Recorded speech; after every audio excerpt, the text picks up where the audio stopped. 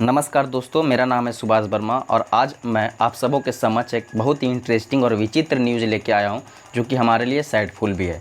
दोस्तों, यह न्यूज़ है आज से 2 दिनों पहले की 22 जून 2021 की।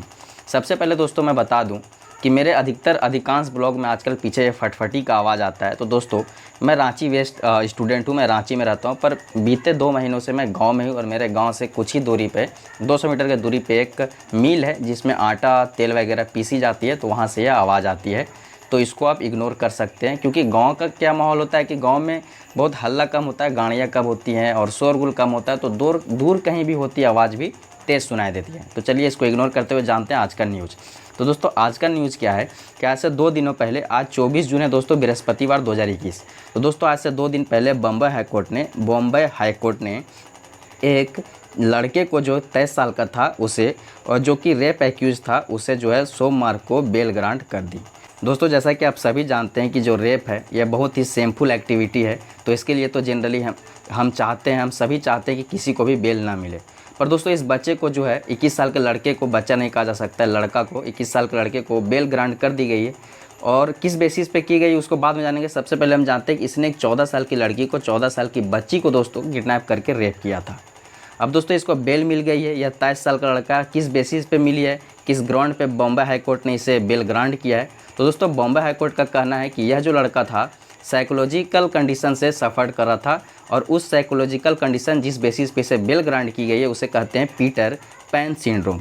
दोस्तों, पीटर पैन सिंड्रोम को क्या है उसको बाद में हम जानेंगे। सबसे पहले जान जाइए कि पीटर पैन सिंड्रोम है दोस्तों, यह एक जेम्स मैथ्यू बैरी करके नॉवेलिस्ट थे, स्कॉटिश नॉवेलिस्ट थे, जिन्होंने स्कॉटिश नोवेल में जो है एक नोवेल इन्होंने लिखी थी जिसमें पीटर पैन करके सिंड्रोम करके पीटर पैन करके एक कैरेक्टर था, और जिसे बाद में सिंड्रोम ले लिया गया दुनिया में, तो उन्होंने उसमें जिक्र किया था सबसे पहले।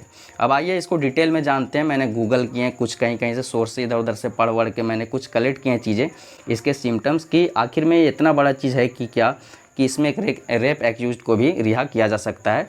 तो इस बेसिस पे मैं यह सोच के इसके बारे में गूगल किया और जाना कि क्या है इसके सिम्टम्स। तो दोस्तों, जब मैंने इसके सिम्टम्स याद किए, इधर उधर से कलेक्ट किए, तो मैंने देखा कि मोस्ट ऑफ द सबसे पहले तो मैं बता दूं कि इससे ज़्यादा मेल यानी कि लड़के प्रभावित होते हैं, लड़कियां बहुत कम होती है। मैं इस न्यूज़ को इसलिए भी लेकर आया क्योंकि मैं इस तरह का स्टूडेंट रहा हूं कि मैंने 2-3-4 स्कूलें चेंज किए हैं बचपन से आज तक, कोचिंगें तो मैंने कितने किए हैं, कॉलेजेस चेंज किए, कई सैकड़ों मेरे दोस्त बने हैं मेल एंड फीमेल, और मैं उस बेसिस पे कई तरह का चीज़ों को मैंने एक्सपीरियंस किया और मैं एनालिसिस कर सकता हूँ लोगों को, या जज टाइप का कर सकता हूँ कि क्या है नहीं है। तो उस बेसिस पे मैंने देखा कि मोस्ट ऑफ द जो युवा है आज का, इस चीज़ से कहीं ना कहीं कुछ ना कुछ इसके एक आध पॉइंट्स को जो है सफ़र कर रहा है। इसके सिम्टम्स क्या दोस्तों, या तो बहुत ज़्यादा एक्सेसिव इमोशनल बंदा हो, या उसके कोई इमोशन ही नहीं हो, मतलब कुछ कह दो तो बहुत ज़्यादा सैड हो जाए, या उसको कोई फ़र्क ही नहीं पड़ता, हाँ चल जान दे, हो गया तो हो गया। बहुत ज़्यादा गुस्सैल भी हो सकता है, उसको बात बात पे गुस्सा आ सकता है, बेवजह भी गुस्सा आ सकता है। वह एक्सट्रीम पैनिक का मतलब है दोस्तों कि शांत दिख रहा है पर उसके मन में बहुत हलचल है, तहलका है, वह कुछ भी सोच रहा है, कर रहा है। सेल्फ पिटी यानी कि उसको आत्मतरस, मतलब खुद पे ही दया आ रहा है, खुद के किए गए कुछ चीज़ों को लेके वह बहुत ज़्यादा उदास है, सैड है, डिप्रेशन में है, या कहें अगर सेल्फ पिटी को कहें तो वह गिल्ट में भी होता है कि कोई चीज़ उसने कर दी, कोई एक ऐसा कदम उठाया, कोई चीज़ें उन्होंने की या उसने की जिसे वह आज तक उस बात का गिल्ट में है कि मैंने कैसे कर दिया वगैरह, आगे बढ़ नहीं पा रहा है, वह उस बात को लेकर डिप्रेशन में है। साथ ही साथ दोस्तों, वह रिलैक्स नहीं कर पा रहा किसी बात को। जनरली हम लोग भी कभी कभी होता है कि रिलैक्स नहीं कर पाते, तो हमारे दोस्त या पेरेंट्स हमें सजेस्ट कर देते हैं कि मेडिटेशन वगैरह करो तो ठीक हो जाएगा। तो यह भी जो है सिम्टम्स में देखा गया है पीटर पैन सिंड्रोम में।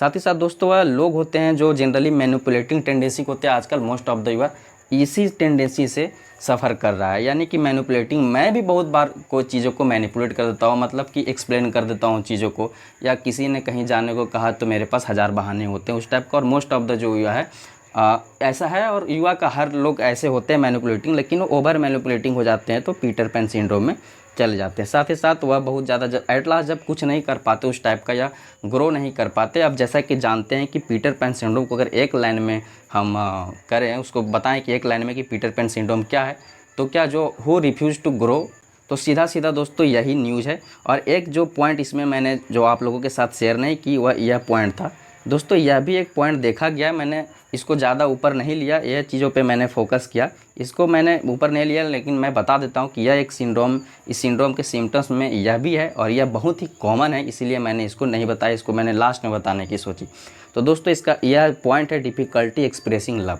मीन्स दोस्तों मोस्ट ऑफ द जो बॉयज़ होते हैं, लड़के होते हैं, वह स्कूल में होते हैं या कॉलेज में होते हैं, कोई लड़की पसंद आती है उन्हें या प्यार अट्रैक्शन वगैरह हो जाता है, तो एक्सप्रेस नहीं कर पाते हैं। हज़ार बार, सैकड़ों बार, लाखों बार वो सोच सकते हैं, लेकिन एक्सप्रेस नहीं कर पाते, मतलब हमारे लैंग्वेज में कहे तो प्रपोज नहीं कर पाते, शेयर नहीं कर पाते, साझा नहीं कर पाते, कहीं तो दोस्त को तक को भी नहीं बता पाते कि मैं मुझे वह पसंद है एक्सेट्रा करके। तो यह भी एक तरह की समस्या है। दोस्तों मैंने बहुत ही शॉर्ट में बताया है, पर मैंने डिटेल करने की कोशिश की है, इसको सिंपल करने की कोशिश की है। फिर भी इस पॉइंट को, जो यह मैंने कुछ पॉइंट दिए हैं, सिम्टम्स दिए हैं पीटर पैन सिंड्रोम का, इसको आप स्क्रीनशॉट कर ले या इस नाम को स्क्रीनशॉट कर ले। यह एग्जाम पॉइंट ऑफ व्यू से इंपॉर्टेंट है, यूपीएससी लेवल तक यह इंपॉर्टेंट होगा, मैं बता रहा हूँ।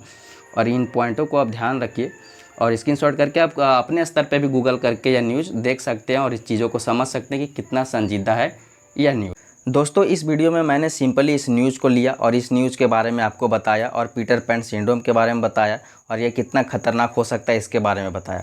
पर दोस्तों इसका एक अदर साइड है कि क्या बॉम्बे हाई कोर्ट ने सही किया, उस लड़के को जो बॉम्बे हाई कोर्ट ने रिहा कर दिया, बेल दे दिया, क्या यह सही है, कितना हद तक यह सही था। पीटर पैन सिंड्रोम को आप कैसे रिलेट करते हैं सोसाइटी से, क्या सोसाइटी इसका गलत फ़ायदा उठा सकती है, इन सब मुद्दों पे आप लॉन्ग नोट लिख सकते हैं और साथ ही साथ आप कमेंट सेक्शन में कमेंट भी कर सकते हैं।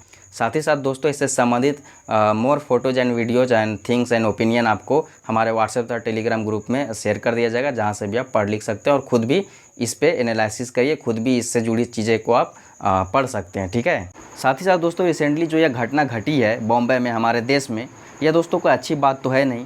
इसमें ऐसा हुआ, इसमें तो खैर ठीक था कि लड़के की शादी करवा दी गई लड़की से, परंतु इसका सोसाइटी में गलत फ़ायदा भी उठाया जा सकता है। और साथ ही साथ दोस्तों अगर आप पीटर पैन सिंड्रोम से ग्रसित हैं तो कोई ऐसा चीज़ है नहीं, क्योंकि आज तक कुछ भी इम्पॉसिबल रहा नहीं अब इस दुनिया में, क्योंकि हर एक प्रॉब्लम जो है अपने साथ सॉल्यूशन खुद लेके आता है। तो इसका भी सॉल्यूशन बहुत है और इसके बथेरे सॉल्यूशन दोस्तों गूगल पे अवेलेबल है, तो ईजिली अवेलेबल, तो आप उसके थ्रू ओवरकम कर सकते हैं, या आपके सराउंडिंग में किसी ने ओवरकम किया हो तो हमारे साथ भी शेयर करिए कमेंट सेक्शन के जरिए, व्हाट्सएप के जरिए और टेलीग्राम के जरिए, ताकि हम दूसरे लोगों तक पहुँचा। तो चलिए ठीक है, यहाँ तक वीडियो देखने के लिए आप सभी को बहुत बहुत धन्यवाद। फिर मिलेंगे ऐसे ही न्यूज़ में, जिसमें आपको कुछ जानकारियाँ मेरे द्वारा प्रोवाइड की जाएगी। जय हिंद, जय झारखंड।